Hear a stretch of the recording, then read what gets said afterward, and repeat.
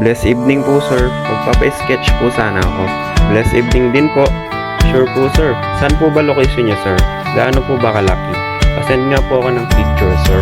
Sa Baler po sir. Kahit meet up na lang po tayo sa SM Cabanatuan. A4 size lang po. Ito po sir yung picture.